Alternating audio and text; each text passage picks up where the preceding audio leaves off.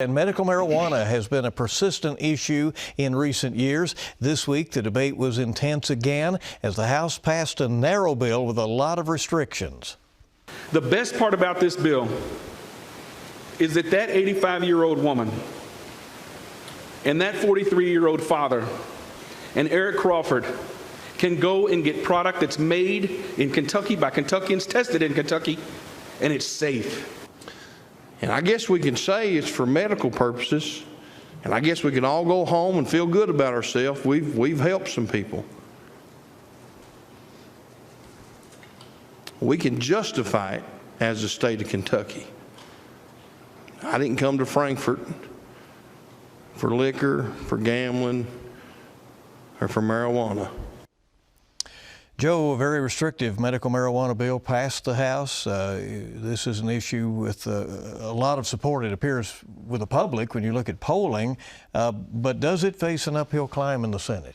Well, this is the first time that the Senate Republican caucus is really going to get receive this bill and maybe get to committee.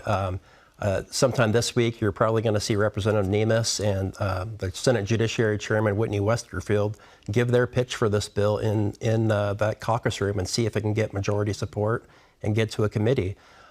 Whitney Westerfield was against this bill 2 years ago, and now he's been working with Representative Nemes all through the interim, and he's to the point where he's for this bill.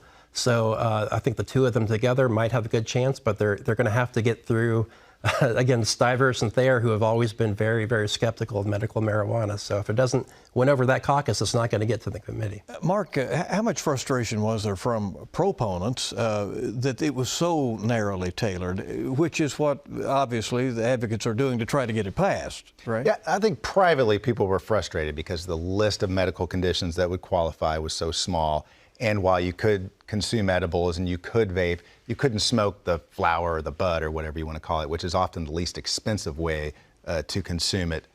Publicly, however, I think a lot of people are hesitant to criticize the bill too much because they know it's an uphill battle and they don't want to ruffle any feathers. They're just holding their breath to see how this bill does in the Senate. Many in law enforcement still refer to a slippery slope, and they say that in their enforcement attempts, they fear that people will say, well, it's medicine.